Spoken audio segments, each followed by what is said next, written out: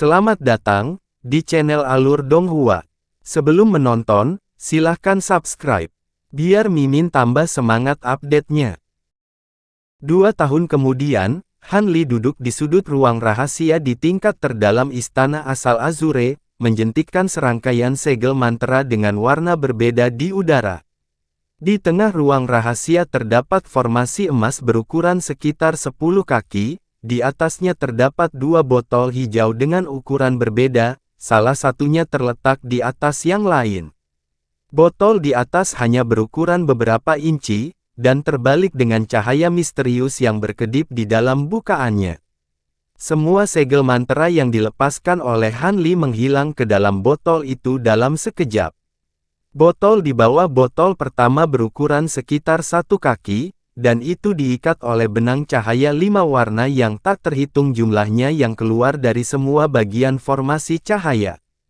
Selanjutnya, gumpalan cahaya mengalir keluar dari bukaan vial ini, hanya untuk ditarik oleh vial di atasnya.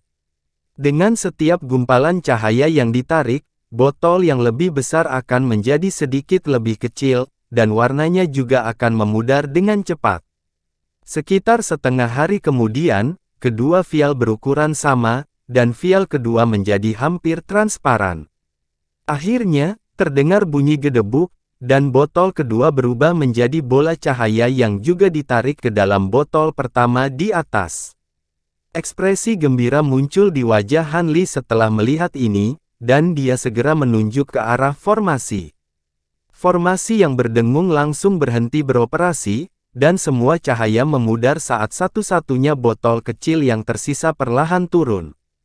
Han Li melambaikan tangan untuk menarik botol ke arahnya, dan botol itu segera terbang ke genggamannya sebagai bola lampu hijau. Teknik abadi fusion asal pada slip giok itu benar-benar sangat efektif, layak menghabiskan waktu untuk menguasainya. Sekarang setelah saya menggabungkan botol replika dengan botol pengontrol surga, saya akan dapat menggunakan harta karun itu di cara-cara sederhana daripada hanya mengandalkannya untuk memelihara obat-obatan roh, gumam Han Li dengan senyum tipis di wajahnya. Kalau dipikir-pikir, aku selalu tahu bahwa ini adalah harta yang luar biasa, tetapi aku tidak pernah berpikir bahwa itu akan menjadi sesuatu yang sangat dihormati bahkan oleh Patriark Dao dari alam abadi sejati. Bagaimana itu bisa berakhir di dunia manusia? Dan kemana roh botolnya pergi? Mungkinkah itu hilang di tempat lain di dunia manusia? Han Li merenung sambil menyimpan botol kecil itu. Jadi, ini sudah merupakan kesempatan ajaib bahwa saya berhasil mendapatkan bagian dari harta ini, dan itu memainkan peran yang sangat penting dalam kultivasi saya. Akan serakah saya untuk meminta lebih dari ini? Apa yang saya harus lakukan sekarang adalah pergi ke pengasingan untuk menguasai kemampuan baru yang saya peroleh. Setelah saya melakukan itu, saya akan memperbaiki 5 pegunungan ekstrim terpadu dan beberapa harta penting saya yang lain, kemudian pergi ke kultivasi yang sulit untuk mengantisipasi kesengsaraan kenaikan saya. Namun, sebelum saya pergi ke masa pengasingan yang panjang, ada beberapa hal yang harus saya urus. Dengan mengingat hal itu, Han Li membalikkan tangan untuk memanggil lencana batu giok yang agak rusak. Ini adalah lencana jiwa yang dia peroleh dari Ma Liang, dan tidak lama setelah dia kembali ke Laut Tanpa Batas, dia meminta Taoist Xie untuk memastikan apakah pemilik lencana jiwa ini sebenarnya berada di alam roh. Sangat mengejutkannya, Taoist Xie tidak hanya memastikan bahwa pemilik lencana jiwa memang ada di dunia ini, mereka juga berada di wilayah ras roh tidak jauh dari umat manusia. Pikiran tentang Raja Roh segera muncul di benak Han Li setelah mengetahui hal ini. Dia tidak tahu siapa pemilik lencana jiwa ini, tetapi kemungkinan besar ada hubungannya dengan Raja Roh yang misterius. Dia berencana untuk pergi ke ras roh untuk menyelidiki, tetapi setelah pertempuran di Balai Fulcry Point, dia harus tetap berada di istana asal Azure selama ini, sehingga mengakibatkan penundaan ini.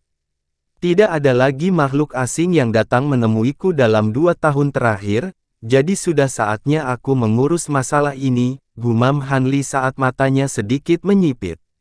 Beberapa bulan kemudian, fluktuasi spasial yang hebat meletus di atas gunung roh tersembunyi dari ras roh, dan bahtera hitam raksasa muncul dalam keheningan, diikuti oleh Hanli yang muncul di depan bahtera.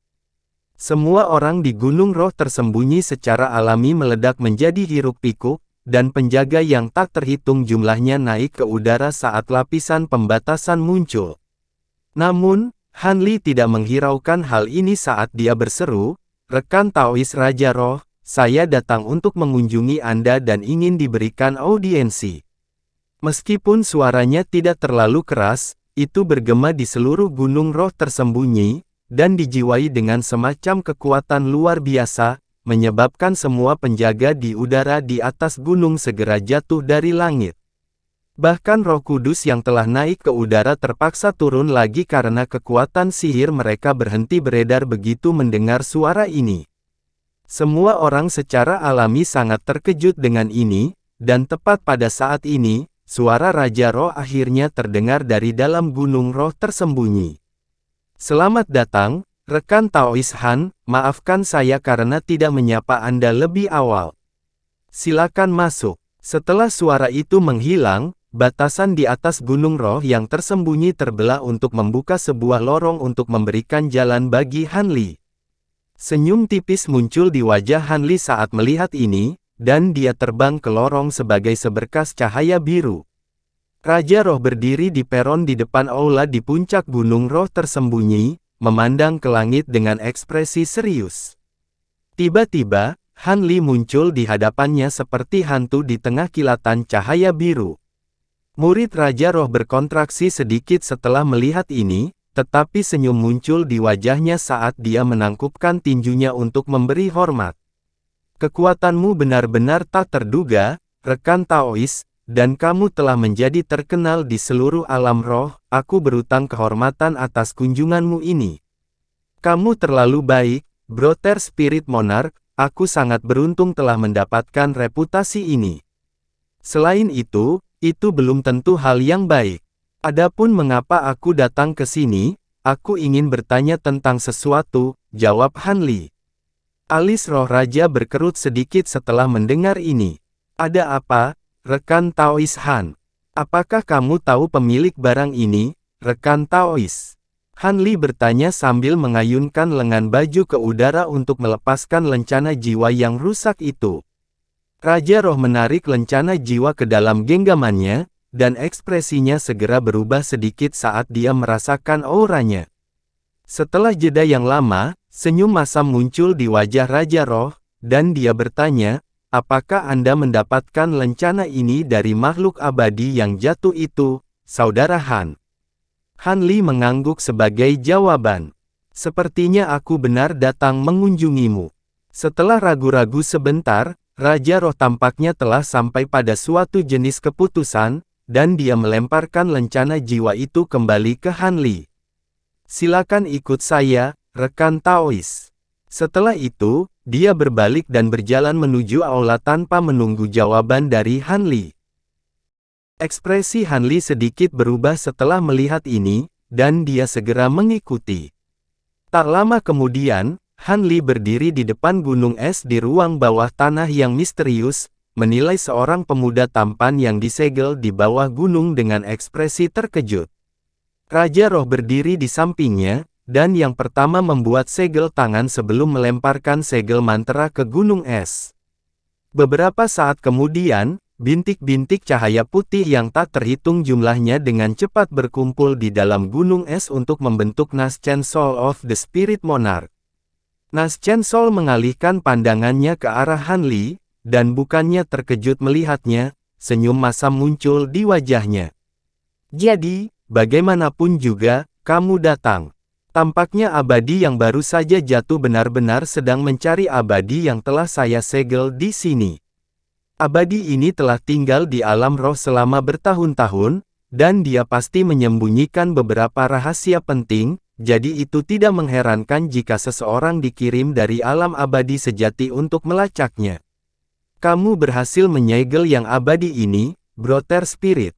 Kalau begitu, sepertinya rumor yang beredar tentangmu sama sekali tidak masuk akal, kata Han Li dengan ekspresi kontemplatif. Saya khawatir saya tidak bisa menguraikannya secara detail, Nas Chen Sol berkata dengan menggelengkan kepalanya, lalu melesat ke arah spirit monark sebagai bola cahaya putih, menghilang ke dalam tubuhnya. Akibatnya, aura Raja Roh langsung menjadi jauh lebih kuat, membuatnya sebanding dengan makhluk kuat tingkat atas yang pernah ditemui Han Li di masa lalu. Tampaknya ini adalah Raja Roh sejati. Cahaya aneh melintas di mata Han Li saat melihat ini, tapi dia tidak mengatakan apa-apa. Sementara itu, Raja Roh menarik auranya sebelum beralih ke Han Li dengan ekspresi serius. Sekarang kamu telah melihat pemilik lencana jiwa ini, apa niatmu, rekan Taois Han?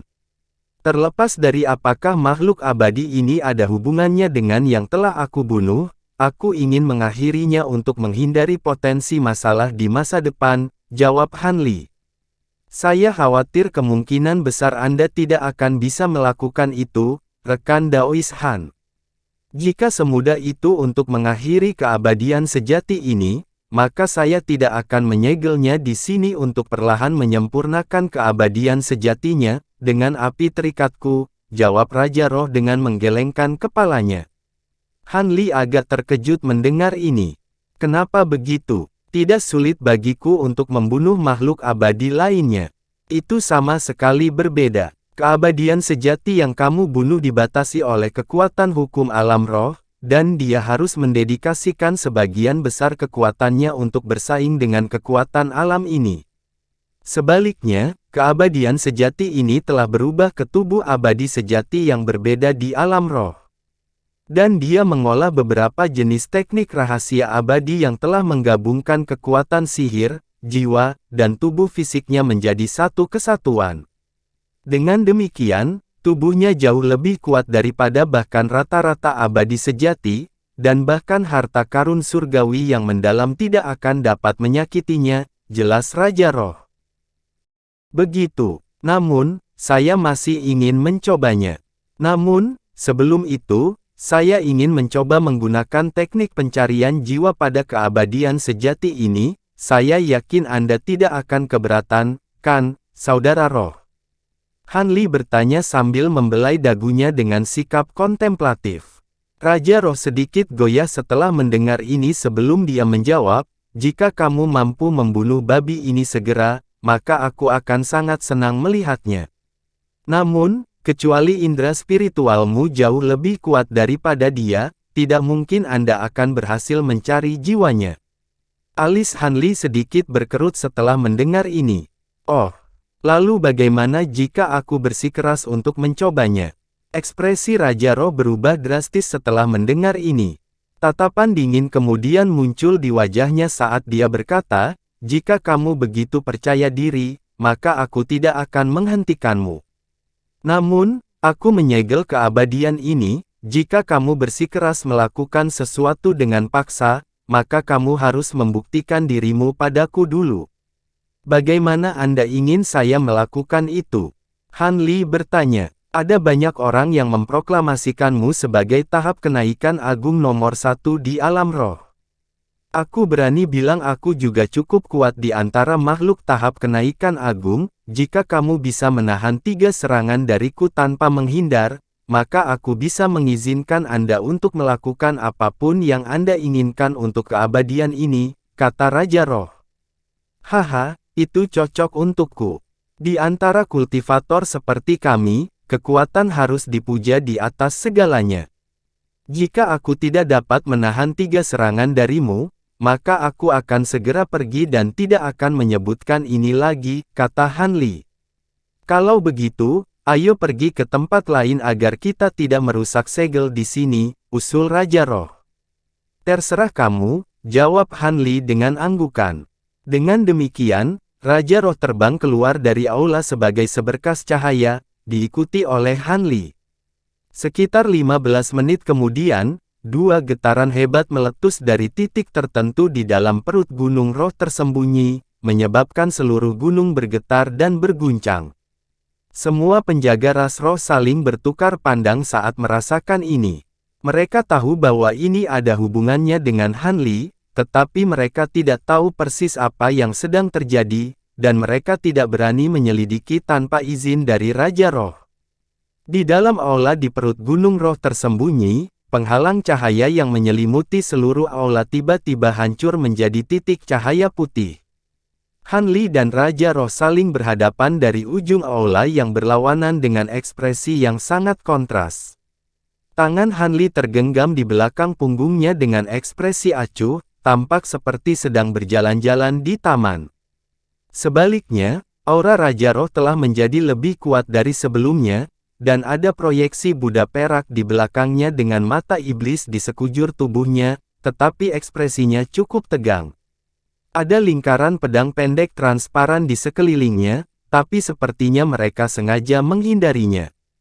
Di antara mereka berdua ada pisau raksasa yang panjangnya lebih dari 100 kaki, dan itu tergantung di udara, tapi ujungnya hilang. Selain itu, potongan melintang dari sayatan itu sehalus cermin, seolah-olah ujungnya telah dipotong bersih oleh sesuatu. Kamu sudah melakukan 2 serangan, masih ada 1 serangan tersisa, kata Han Li dengan tidak tergesa-gesa. Lupakan saja. Kekuatanmu bahkan lebih menakutkan daripada yang dikatakan rumor, aku hanya akan menambah lebih banyak rasa malu pada diriku sendiri jika aku melepaskan serangan terakhir, kata Raja Roh dengan senyum masam. Dia kemudian membuat segel tangan, dan bilah hitam raksasa itu segera menghilang di samping proyeksi Buddha perak dan bilah pendek tembus cahaya. Hehe, kamu terlalu rendah hati, Brother Spirit. Aku yakin kamu tidak melepaskan serangan terkuatmu. Kalau tidak, aku pasti tidak akan bisa menahannya dengan mudah, Han Li terkekeh. Aku memang memiliki beberapa kartu truf di lengan bajuku, tetapi jelas bahwa kamu juga belum melepaskan kekuatanmu yang sebenarnya. Bagaimanapun, aku mengakui dengan sepenuh hati, dan kamu dapat melakukan sesukamu dengan keabadian sejati yang aku segel. Namun, saya memiliki 1 syarat, jika Anda dapat membunuh keabadian sejati itu, maka Anda harus melakukannya saat saya hadir. Jika tidak, saya tidak akan dapat yakin, kata Raja Roh dengan ekspresi serius. Itu bukan masalah. Baru-baru ini aku memurnikan harta baru yang bisa berguna di sini, jawab Han Li dengan suara penuh arti. Raja Roh agak bingung mendengar ini, tetapi dia sangat gembira karena Han Li telah menyetujui kondisinya dan segera membawa Han Li kembali ke aula. Setengah bulan kemudian, batasan di atas Gunung Roh tersembunyi terbelah, dan seberkas cahaya biru terbang keluar sebelum mendarat di bahtera hitam raksasa yang menunggu di langit di atas. Beberapa saat kemudian, ledakan gemuruh terdengar, dan bahtera itu terbang menjauh. Han Li duduk di ruang rahasia di tingkat bawah bahtera, menilai botol hijau kecil di tangannya dengan ekspresi kontemplatif. Beberapa hari yang lalu, dia telah berhasil mencari jiwa dari keabadian yang tersegel itu dengan indera spiritualnya yang luar biasa. Sebenarnya, tidak akurat untuk menyebutnya sebagai kesuksesan total. Meskipun dia telah berhasil menyusup ke dalam pikiran makhluk abadi, dia menemukan bahwa sebagian besar ingatan penting makhluk abadi telah disegel oleh semacam energi misterius. Setelah memeriksa semua ingatan yang dapat diakses, Han Li mengarahkan indera spiritualnya ke bagian ingatan yang abadi itu, hanya agar kepala yang abadi itu langsung meledak seperti semangka. Akibatnya, indera spiritual abadi itu langsung hancur, dan bahkan tubuhnya menjadi abu oleh ledakan energi misterius ini. Han Li dan Raja Roh secara alami sama-sama heran dengan hasil ini. Meski begitu, melalui ingatan yang berhasil dikumpulkan Han Li, dia bisa mengetahui apa botol kecil itu, serta bagaimana hubungannya dengan Ma Liang dan kuil Taois 9 asal. Selain itu, dia telah menerima sepotong informasi yang sangat penting, yaitu bahwa roh Fial ada di alam iblis Penatua. Dia tidak dapat mengetahui mengapa yang abadi telah mengkhianati kuil Taois 9 asal, atau bagaimana dia berhasil mendapatkan botol pengontrol surga, tetapi dia menemukan alasan di balik mengapa botol pengontrol surga telah dipecah menjadi dua bagian yang telah jatuh ke alam rendah yang berbeda. Ternyata, Yang Abadi telah mengeluarkan harga yang sangat besar untuk mendapatkan jimat teleportasi besar untuk melarikan diri ke wilayah abadi lain untuk melarikan diri dari kuil Taois 9 asal. Namun, selama teleportasi, jimat itu dipengaruhi oleh semacam kekuatan misterius. Akibatnya, teleportasinya tidak hanya gagal, ia terpaksa turun ke alam yang lebih rendah.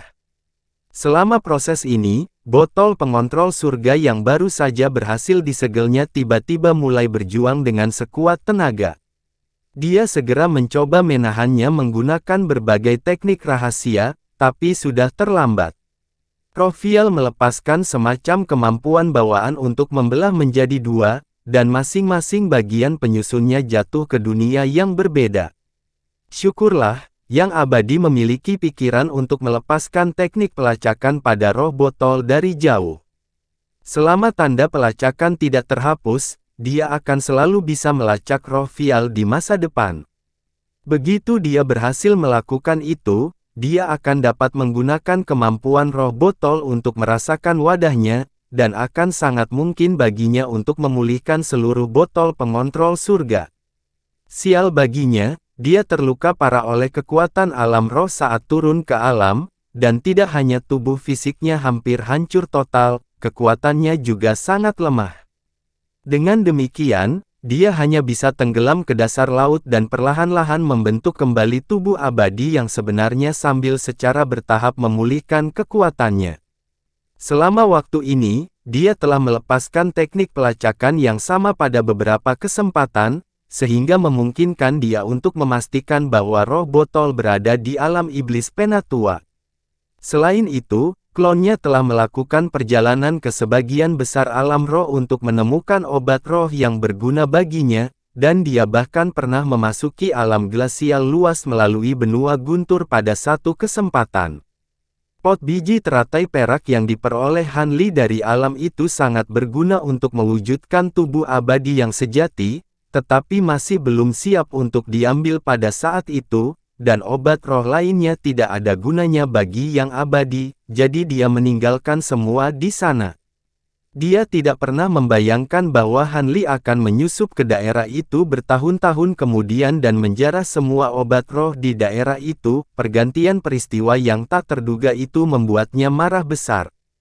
Karena itu, dia bergegas keluar dari pengasingan setelah dia menempa kembali tubuh abadi, dan pada saat itu, dia masih belum sepenuhnya memulihkan kekuatannya. Dia kemudian segera mencoba melacak Han Li, hanya untuk disegel oleh Raja Roh bahkan sebelum dia bisa sampai ke Han Li. Dengan mengingat hal itu, Han Li tidak bisa tidak mengagumi sifat takdir dan keberuntungan yang tidak dapat diprediksi. Dia dengan lembut mengocok botol hijau kecil di tangannya, dan suara slosing samar terdengar. Cairan di dalam vial bukanlah cairan roh yang biasa. Sebaliknya, itu adalah setetes esensi darah yang telah dia ekstrak dari tubuh abadi sejati yang disegel dengan susah payah. Dengan setetes darah roh ini, dia akan dapat melepaskan teknik pelacakan yang sama, sehingga memungkinkan dia untuk melacak roh botol di alam iblis Penatua. Sedikit kegembiraan yang tak tertahankan muncul di hati Han Li saat memikirkan kemampuan luar biasa yang bisa dimiliki oleh botol pengontrol surga yang lengkap. Sepertinya aku harus segera melakukan perjalanan ke alam iblis Penatua. Tepat pada saat ini, raungan naga samar terdengar dari tubuhnya. Han Li sedikit goyah setelah mendengar ini sebelum buru-buru menyimpan botol kecil itu, lalu melepaskan sisik perak yang berkilauan dari lengan bajunya.